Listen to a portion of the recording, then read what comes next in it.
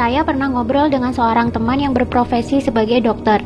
Dia bercerita betapa dak-dik-dukdernya para tenaga medis yang sekarang bekerja di rumah sakit. Mereka semua dalam kondisi tertekan, cemas, dan stres. Kenapa? Karena pasien-pasiennya, baik yang positif COVID-19 maupun PDP, jumlahnya semakin banyak dari hari ke hari.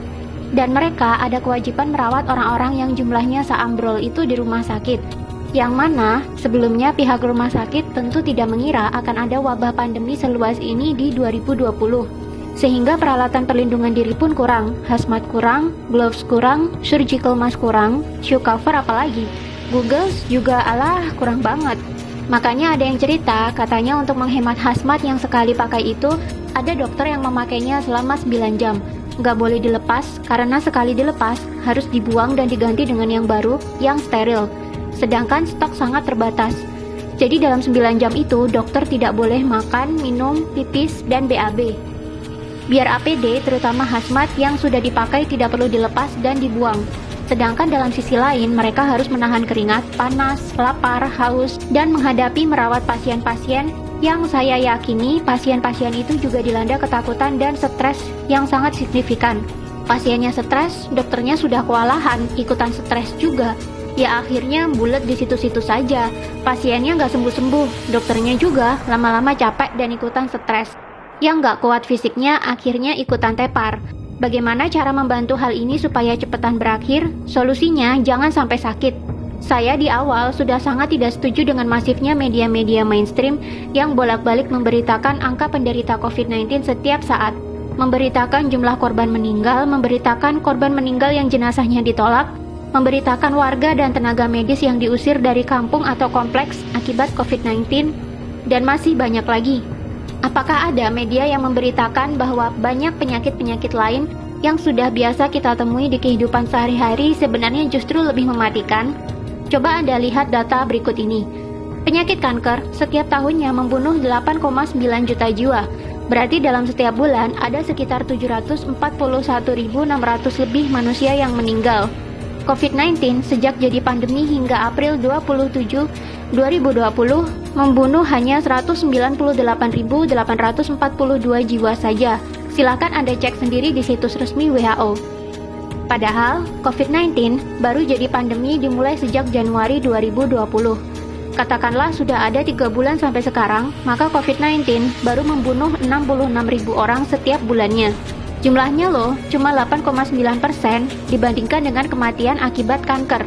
Dan sekarang sudah diterapkan lockdown di mana-mana yang katanya cara ini efektif menurunkan kurva paparan COVID-19. Walau sebenarnya kalau saya lihat skema lockdown juga curiga sih. Hehe. Karena akibat lockdown gini, masyarakat justru semakin takut dan ekonomi mandek. Kantor dan toko yang buka dipaksa tutup. Orang jadi nggak punya penghasilan, karyawan dipotong gajinya, pengusaha banyak yang bangkrut. Pemerintah jadinya harus sedia banyak dana, selain untuk kebutuhan medis, tapi juga untuk stimulus ekonomi dan bantuan warga terdampak PSBB, supaya orang-orang tidak kelaparan akibat tidak bisa cari nafkah. Kalau nggak ada dana, ya hutang dong. Namanya penyakit, itu kalau nggak sembuh, ya meninggal dunia. Kalau kita lihat data, yang meninggal hanya 6,9% saja dari yang terpapar. Berarti yang 93,1% kemungkinan sembuhnya tinggi. Ayo melek data, jangan mau otaknya ditakut-takutin media. Media memberitakan COVID melulu, akhirnya cuma menebarkan kekhawatiran dan ketakutan. Orang yang khawatir, takut, was-was, sistem imun tubuhnya malah turun. Akhirnya malah kena penyakit macam-macam.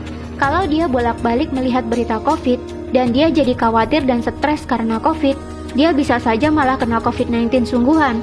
Sistem imunnya kalah sama ketakutan dan stres.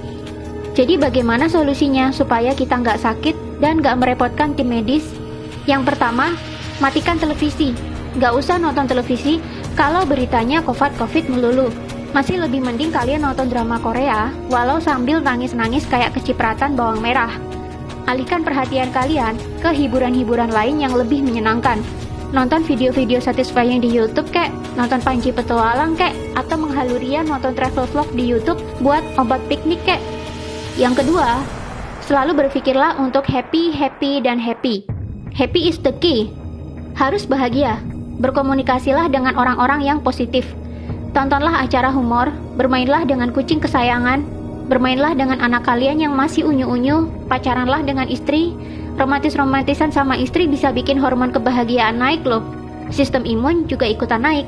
Yang ketiga, berpikirlah bahwa kalian selalu sehat. Jangan izinkan pikiran takut sakit sedetik pun mampir di otak.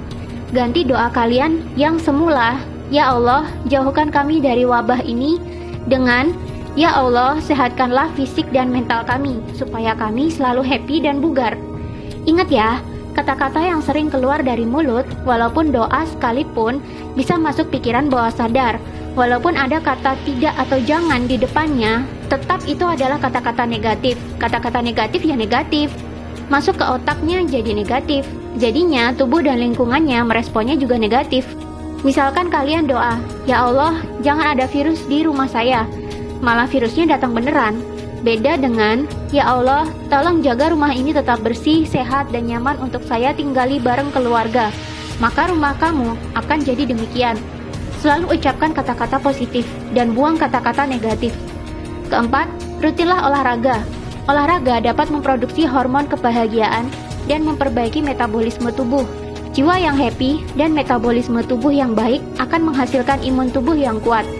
Kelima, jaga kebersihan. Sering-sering cuci tangan pakai air dan sabun, tanpa rasa khawatir. Cuci tangan karena niatnya pengen bersih, bukan karena takut COVID-19.